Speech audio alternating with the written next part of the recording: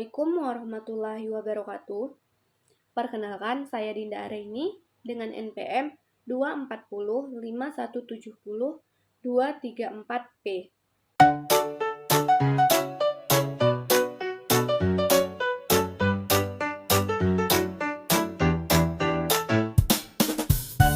Di sini, saya akan menjelaskan tentang laporan laba rugi dan format penyajiannya.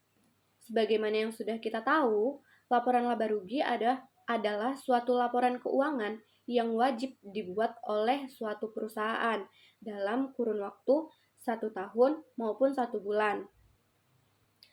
Dalam kondisi finansial perusahaan, laporan laba rugi juga dibuat secara detail agar keterangan data lebih menyeluruh dan dapat dipertanggungjawabkan saat evaluasi.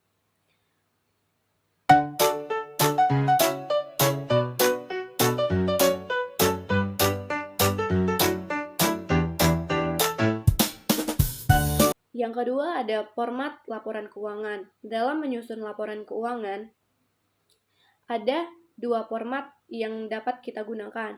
Yang pertama adalah single step atau langkah tunggal, menunjukkan satu kategori pendapatan dan pengeluaran. Laporan ini bersifat sederhana, tidak menunjukkan detail pengeluaran yang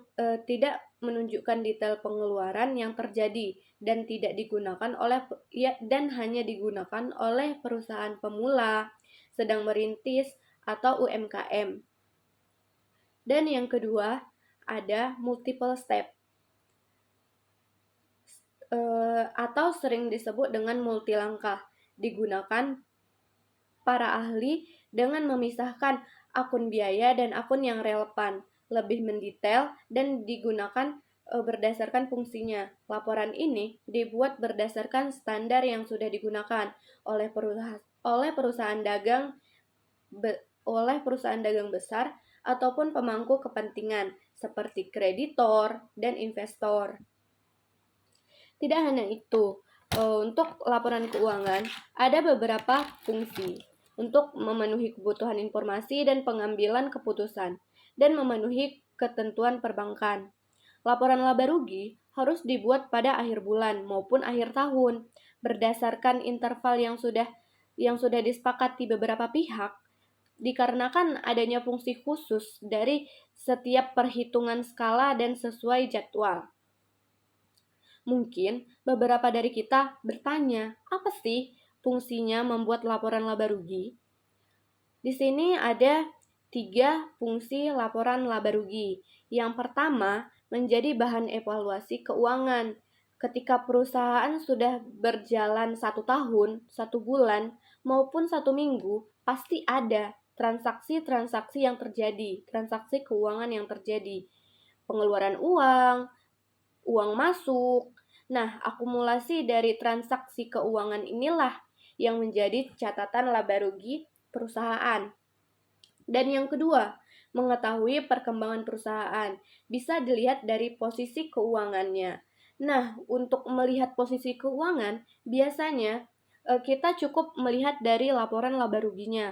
Apakah perusahaan itu mengalami kerugian ataupun keuntungan. Jika perusahaan itu mendapat kerugian, nah di situ biasanya para manajemen akan mengambil keputusan berdasarkan laporan keuangan itu. Langkah-langkah apa saja yang akan kita ambil untuk mengurangi kerugian tersebut dan mengusahakan untuk bulan depannya atau tahun depannya itu kita tidak akan mendapatkan kerugian lagi. Dan yang ketiga, itu adalah mengukur langkah kebijakan atasan. Seperti yang sudah kita bahas, laporan laba rugi bisa digunakan untuk pengambilan keputusan. Jika perusahaan mengalami kerugian, maka manajemen wajib mengambil langkah untuk membuat perencanaan agar kerugian itu tidak terjadi. Dan jika perusahaan mengalami laba, itu manajemen juga harus memikirkan langkah apa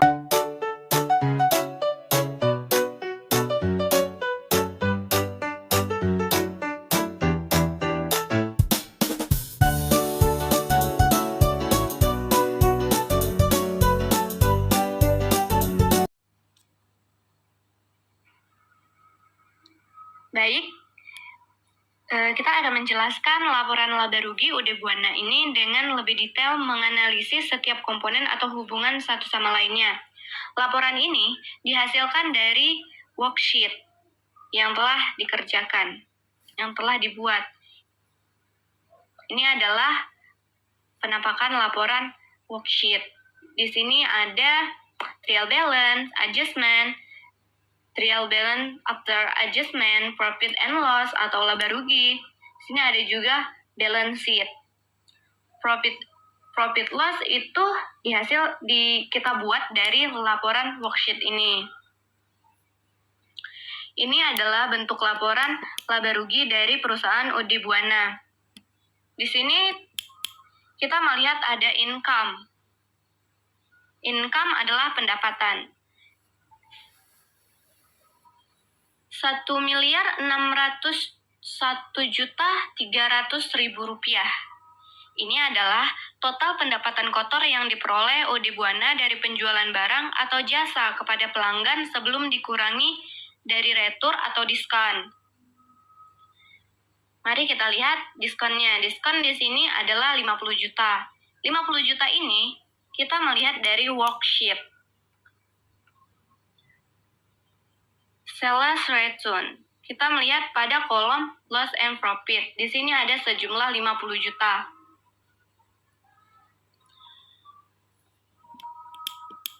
Untuk setelah mengurangi penjualan dan retur penjualan, maka kita dapat menghasilkan penjualan bersih. Penjualan bersihnya sejumlah 1.551.300.000 rupiah.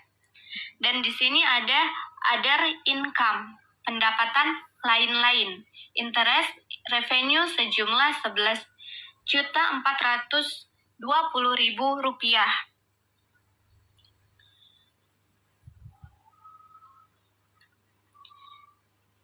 Setelah menambah penjualan bersih dan pendapatan lain-lain, maka kita mendapatkan operating income atau pendapatan operasional. Di sini sejumlah 1.562.720.000 rupiah. Pendapatan operasional adalah total pendapatan yang akan digunakan untuk menutupi biaya-biaya operasional perusahaan.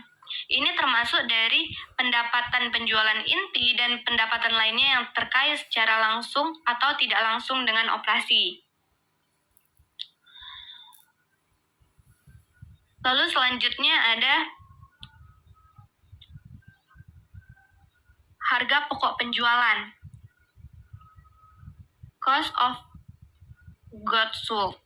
Bagian ini menunjukkan biaya langsung yang terkait dengan produksi atau perolehan barang yang dijual oleh perusahaan. Di sini bisa kita melihat cost of goods sold-nya itu sejumlah 1.193.100.000 rupiah. Ini dari mana jumlahnya? Mari kita lihat dari worksheet. Di sini terlihat cost of goods sold-nya sejumlah tetap kita melihat di bagian profit and loss atau laba rugi 1.193.100.000 rupiah. Lalu dikurangi dengan ongkos angkut yang kita bayar, yaitu 8.800.000 rupiah. Maka cost of goods sold yang kita hasilkan sejumlah 1.201.900.000 rupiah. Perhitungan harga pokok penjualan itu ditambah dengan ongkos angkut dibayar di muka itu sejumlah 1.201.900.000. Total HPP adalah biaya total yang dikeluarkan untuk barang yang berhasil dijual. Semakin rendah HPP relatif terhadap penjualan bersih, semakin besar potensi laba kotor perusahaan.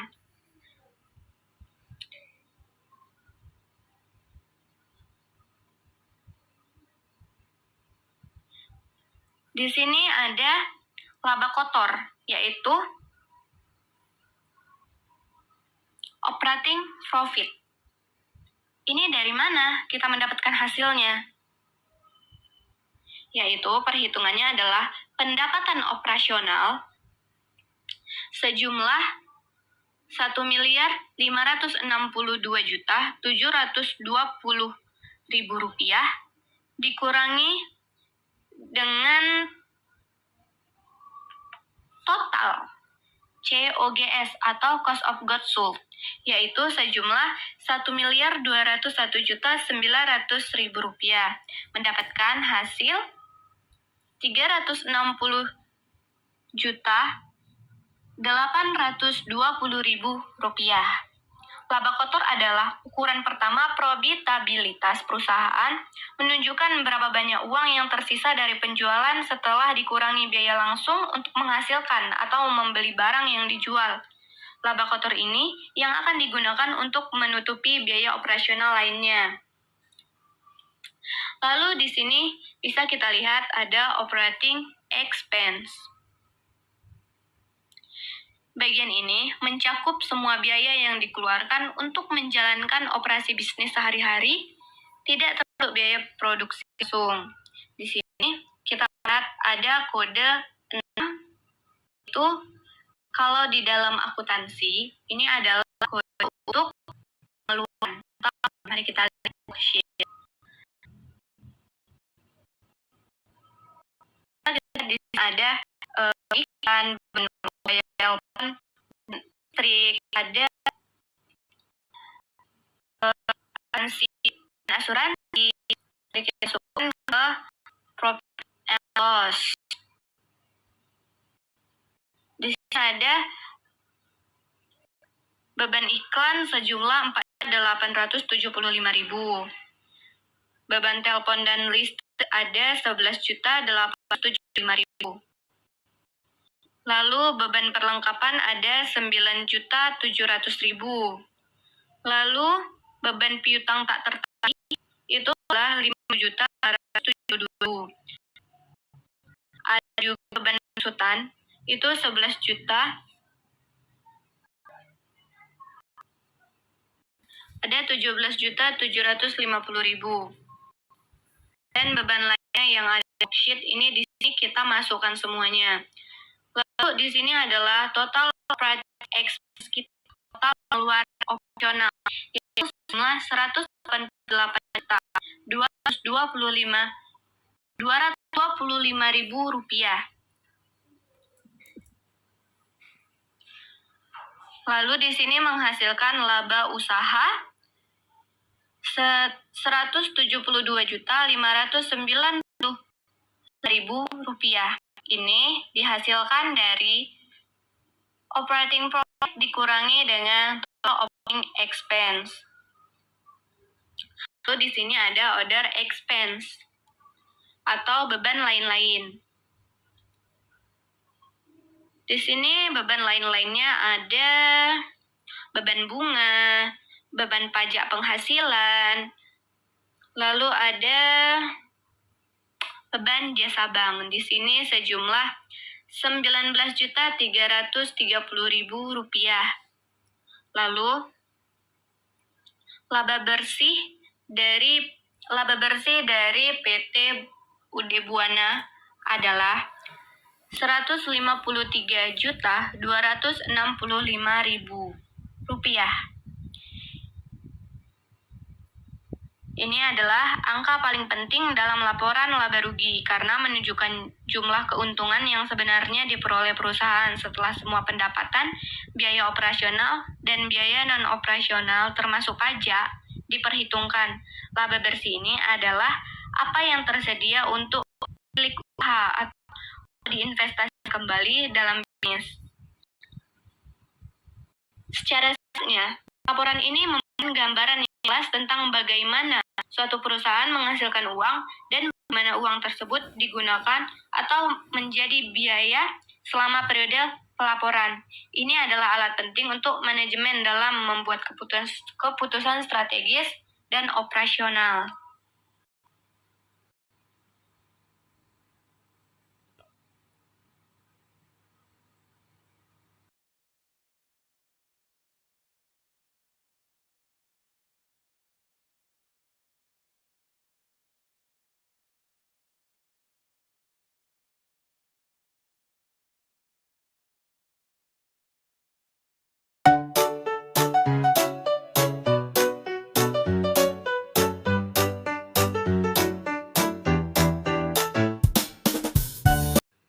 Selanjutnya, kita akan membahas tentang perbedaan laporan laba rugi antara perusahaan jasa, dagang, dan manufaktur.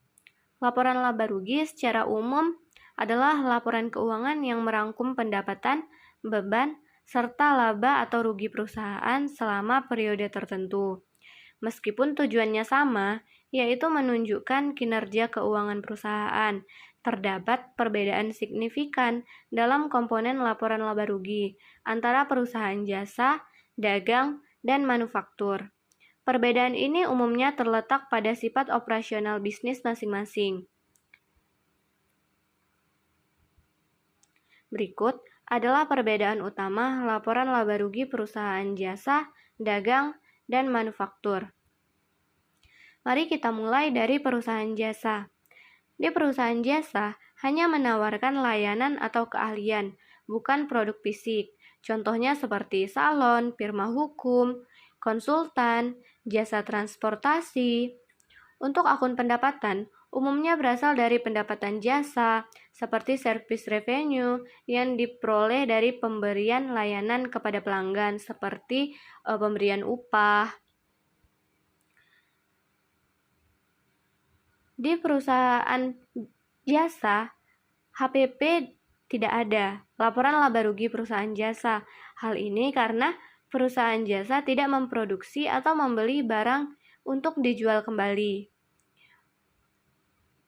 Selanjutnya, beban lebih banyak berkaitan dengan biaya tenaga kerja, seperti gaji karyawan, biaya operasional, yaitu seperti sewa, listrik, air, perlengkapan kantor, dan biaya pemasaran yang terkait langsung dengan penyediaan layanan. Struktur laporan laba rugi cenderung lebih sederhana, biasanya hanya mencantumkan pendapatan jasa dikurangi total beban untuk menghasilkan laba bersih.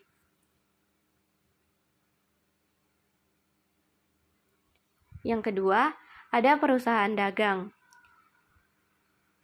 Perusahaan dagang membeli barang dari pemasok dan menjual kembali kepada pelanggan tanpa mengubah bentuk barang tersebut. Contohnya seperti toko kelontong, supermarket, distributor. Untuk akun pendapatan, umumnya berasal dari penjualan bersih, net sales, yang merupakan total penjualan dikurangi retur penjualan dan pemotongan penjualan. Selanjutnya, harga pokok penjualan. Harga pokok penjualan merupakan komponen utama dalam laporan laba rugi perusahaan dagang. Harga pokok penjualan dihitung dari persediaan awal barang dagang ditambah pembelian bersih dikurangi persediaan akhir barang.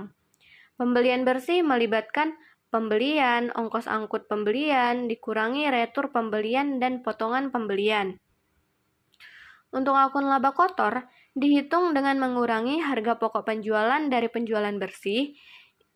Ini menunjukkan profitabilitas dari penjualan barang sebelum mempertimbangkan beban operasional lainnya.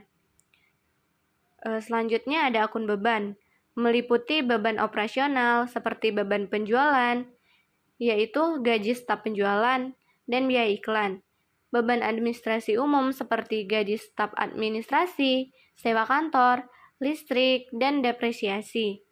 Untuk struktur laporan lebih kompleks daripada perusahaan jasa karena adanya perhitungan HPP dan laba kotor. Sedangkan di perusahaan manufaktur, perusahaan ini mengubah bahan baku menjadi produk jadi melalui proses produksi. Contohnya pabrik tekstil, perusahaan elektronik, produsen. Akun pendapatan umumnya berasal dari penjualan bersih, produk jadi yang dihasilkan. Untuk harga pokok penjualan lebih kompleks dan menjadi inti dari laporan laba rugi perusahaan manufaktur. Harga pokok penjualan dihitung berdasarkan harga pokok produksi, ditambah persediaan awal barang, dikurangi persediaan akhir barang. Harga pokok produksi mencakup 3 elemen, yaitu biaya bahan baku langsung, bahan yang secara langsung menjadi bagian dari produk jadi. Dan ada biaya tenaga kerja langsung, itu seperti gaji pekerja yang secara langsung terlibat dalam proses produksi. Dan yang ketiga ada biaya overhead pabrik atau BOP. Semua biaya lain yang terkait dengan proses produksi tetapi tidak secara langsung masuk ke produk seperti biaya listrik pabrik, depresiasi mesin, gaji mandor, biaya pemeliharaan pabrik. Dan selanjutnya ada akun laba kotor. Akun laba kotor dihitung dengan mengurangi HPP dari penjualan bersih. Untuk beban, selain beban penjualan dan administrasi umum seperti perusahaan dagang, perusahaan manufaktur memiliki beban yang terkait erat dengan operasional pabrik. Yang terakhir ada struktur laporan, paling kompleks di antara ketiganya, karena harus menghitung harga pokok produksi terlebih dahulu sebelum dapat menghitung harga pokok barang yang dijual. Seringkali laporan harga pokok produksi dilampirkan secara terpisah untuk memberikan rincian biaya produksi. Memahami perbedaan antara laporan laba rugi perusahaan jasa, dagang, dan manufaktur sangat penting untuk menganalisis kinerja keuangan masing-masing, serta untuk membuat keputusan bisnis yang relevan.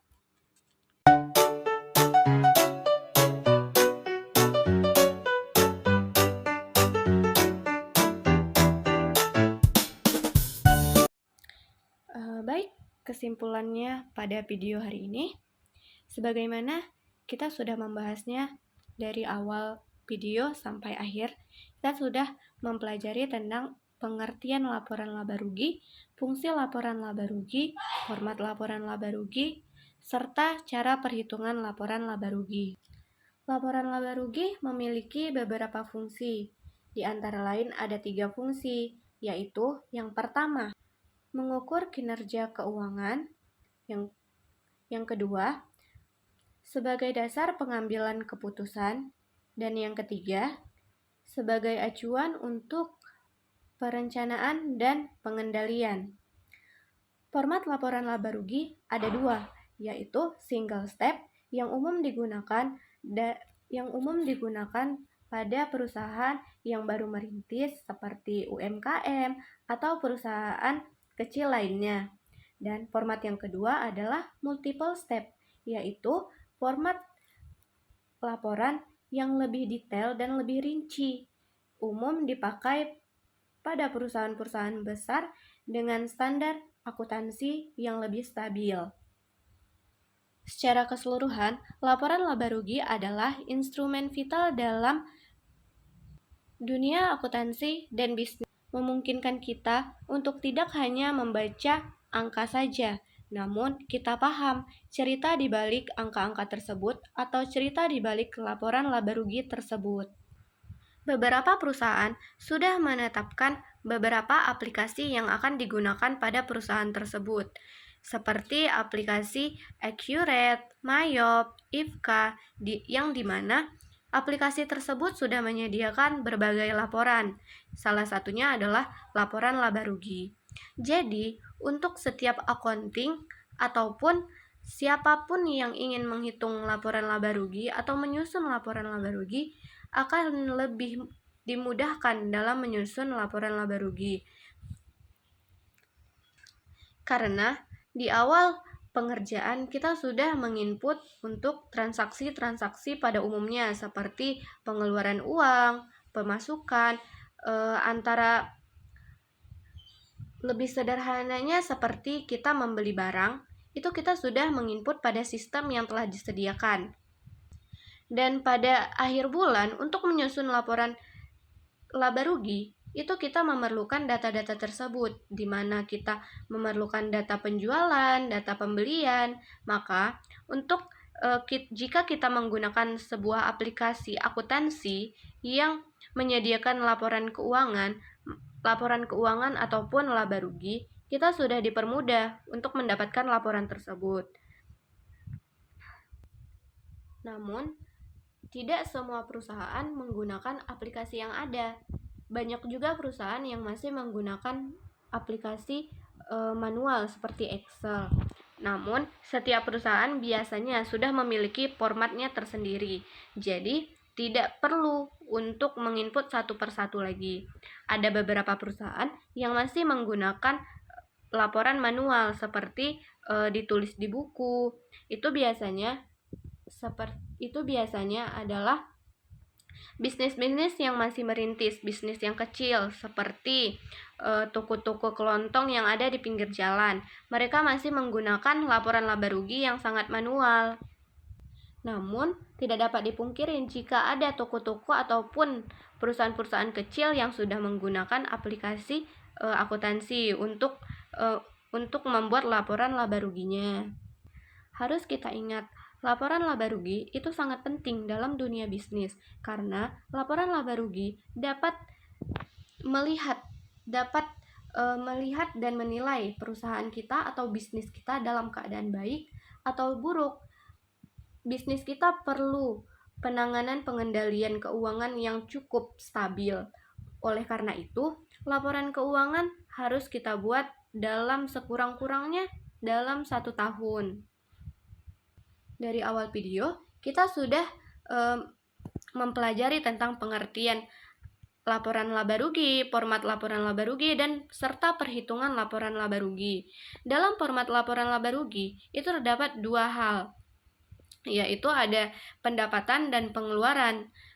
Dan juga kita sudah mempelajari perbedaan antara laporan laba rugi di perusahaan jasa, dagang, dan manufaktur. Tentu, laporan laba rugi itu secara umum sama, namun beberapa hal yang dari perusahaan jasa, dagang, dan manufaktur itu berbeda. Seperti perusahaan jasa dan perusahaan dagang itu income atau pendapatannya itu tidak sama. Di akun perusahaan jasa, akun income-nya itu dihasilkan dari penjualan jasa seperti salon atau transportasi. Tapi di perusahaan dagang itu akun income atau pendapatan itu berupa pendapatan penjualan atau pendapatan sewa yang kita dapat.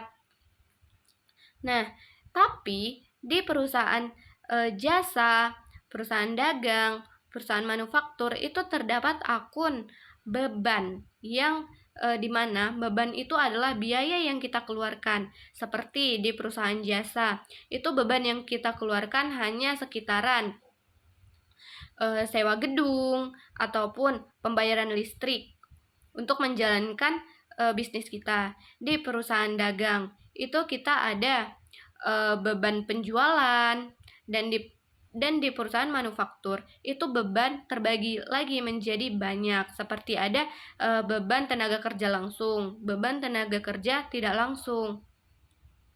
Namun secara umum laporan keuangan tetap sama, tetap untuk menilai kinerja sebuah perusahaan tersebut. Karakteristik dari laporan laba rugi. Laporan laba rugi dapat menunjukkan kinerja keuangan. Dan yang kedua, untuk menghitung laporan laba rugi itu berdasarkan standar akuntansi. Yang ketiga, laporan laba rugi dapat menunjukkan pendapatan dan pengeluaran suatu perusahaan. Dan yang terakhir, laporan laba rugi dapat digunakan untuk analisis. Setelah melihat video ini, pasti beberapa dari kita atau salah satu dari kita pasti paham apa itu laporan laba rugi. Laporan laba rugi itu sangat penting dalam kehidupan kita. Sekian dari video hari ini. Semoga bermanfaat. Wassalamualaikum warahmatullahi wabarakatuh.